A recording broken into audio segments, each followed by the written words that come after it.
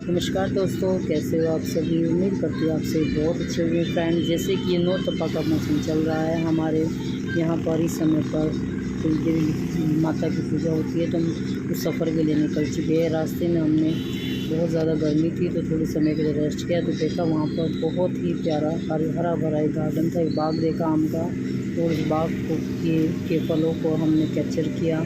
यहाँ पर देखिए आप, बहुत आम लगे हुए बहुत सारे, और आंधी के कारण बहुत सारे आम झड़ भी चुके हैं।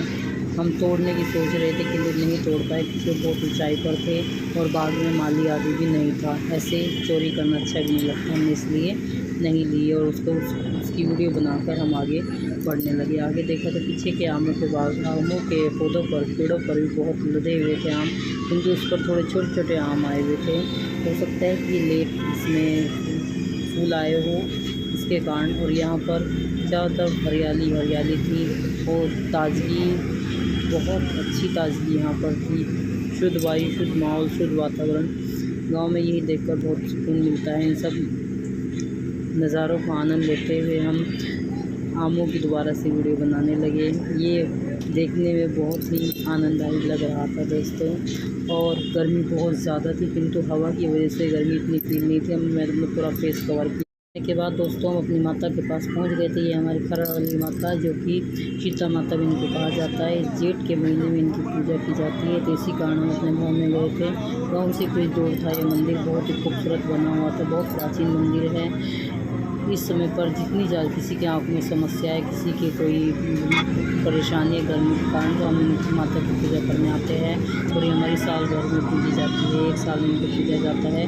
और इसको जेठ के दशहरे पर भी पूजने के लिए आते हैं। बहुत ही खूबसूरत मंदिर था और भव्य दर्शन करने के बाद मन प्रसन्न हो गए। यहाँ पर अलग अलग स्थानों पर माता की मूर्तियाँ आदि लगी हुई थी। बहुत सारे देवी देवताओं की पूजा यहाँ पर हो रही थी। हमने सभी पर प्रसाद चढ़ाते आगे बढ़ते रहे और झाड़ा आदि लगवाकर इन सभी जो भी हमारे रीति रिवाज है उनको फॉलो करते हुए हमने आगे बढ़े। आगे चलते धीरे धीरे यहाँ पर स्थान बना के भी हमारी माता है, उनकी हमने पूजा की। और यहाँ पर हमारे बहुत ही खूबसूरत, यहाँ पर भी हमारी माता की तस्वीर थी। हमने यहाँ पर प्रसाद चढ़ाया और कुछ पैसे चढ़ाए और आशीर्वाद लेकर हम आगे बढ़ लिए। यहाँ पर भी स्थान बना हुआ था, यहाँ पर बहुत सारे भगवान जी बने हुए थे। यहाँ पर खाटू श्याम जी हैं और आज में देखें हनुमान जी, यहाँ पर आप देख सकते हैं। तो राधा कृष्ण जी, यहाँ पर हमारे राम दरबार लगा हुआ था। बहुत ही खूबसूरत मंदिर था और हम हर साल इस मंदिर में आते हैं। और यहाँ पर हमारी काली माता जी का मंदिर, भैरव बाबा का काली माता का मंदिर बना हुआ था। यहाँ पर हमने प्रसाद चढ़ाया, प्रसाद चढ़ाकर हम यहाँ से, ये मंदिर का अंतिम छोर होता है। इसके बाद हम बाहर की तरफ निकले। यहाँ पर कुछ पंडित जी बैठे जिनसे हमने कुछ कलावे आदि अपने हाथों में बनवाया, तिलक लगवाया। बहुत ही खूबसूरत मंदिर का वातावरण था। बहुत ही हमारा शीतला माता मंदिर, जैसे कि मैंने बताया। अब धीरे धीरे मंदिर में भीड़ बढ़ने लगी और हमने दर्शन कर चुके थे। यहाँ पर भी माता आदि बनी हुई है। हमने यहाँ पर प्रसाद चढ़ाते हुए हम आगे की तरफ बढ़े और यहाँ कॉर्नर पर कुछ ढोलक वाले बैठे हुए थे जो माता के लिए ढोल आदि बजाते हैं। तो हमने उनको मुझे दक्षिणा देकर हम ढोल आदि बजाया। उसके बाद हम आगे निकल गए। बहुत ही खूबसूरत नज़ारा था, देखने बहुत ही सुंदर लग रहा था। दोस्तों आप भी आ सकते हैं। ये पड़ता है खरड़ फुगाना रोड पर, यूपी में फुगाना रोड खरड़ माता का मंदिर। ये बहुत ही जाना माना मंदिर है। और दोस्तों हमने फिर उसके बाद दूसरे मंदिर में पहुँचे। मंदिर में अंदर प्रसाद चढ़ाते समय हमने कोई वीडियो नहीं बनाई। यहाँ पर एक बंदर था, वो हमारी तरफ आ रहा था, हमने उसे प्रसाद दिया।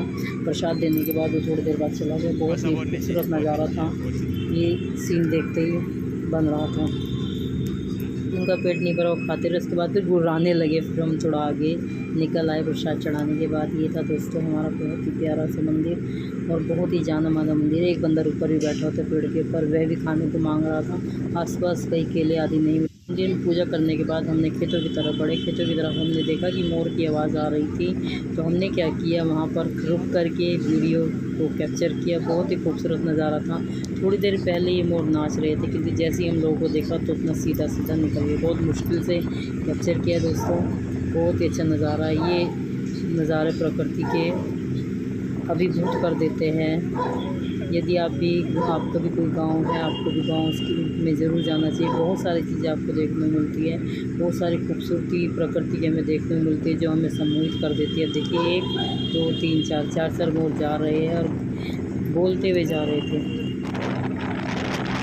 इसके बाद दोस्तों हमने खेतों को कहीं पर गन्ने हुए थे, कहीं पर चावल उगे हुए थे। इन सभी नज़ारों का आनंद लेते हम आगे की तरफ बढ़ रहे थे, क्योंकि हमें अपने मेन गांव जाना था और हम स्कूटी पर ही गए थे, गाड़ी से नहीं गए थे। बहुत मज़े आए, बहुत ही अच्छा लगा रास्ते में सफ़र करते हुए। और धीरे धीरे यहीं पर दोस्तों हमारी वीडियो का एंड होने जा रहा है। दोस्तों आपको मेरी वीडियो कैसी लगी, लाइक कीजिए, शेयर कीजिए, सब्सक्राइब कीजिए। अब यहाँ पर आने के बाद दोस्तों हम एक नदी मिली जो कि सूख चुकी थी, गर्मी ज़्यादा थी, वरना ये नदी बहुत भारी ऊपर तक उफान मारती है। देखिए थोड़ा थोड़ा पानी है इसमें। इन सभी स्थानों का आनंद लेते हुए, प्रकृति के साथ जुड़ते हुए भैंस बेचारी वहाँ पर नहाने के लिए आई हुई, किंतु पानी नहीं होने के कारण बेचारी वहाँ पर टहल रही थी, चल रही थी। यहाँ पर बिजली का ट्रांसफार्मर लगा हुआ था, तो यहाँ पर बगुला था, देखिए वाइट कलर का भी, ऊपर ब्लैक कलर की। बहुत तेज़ बोल रहे थे। बहुत ही खूबसूरत नज़ारा था, जो मैंने उनको भी कैप्चर कर लिया। उड़ते समय मैं इसको उनको कैप्चर नहीं करवाई दोस्तों। ये ब्लैक, यहाँ पर गन्ने उगा रखे खेत में मेड़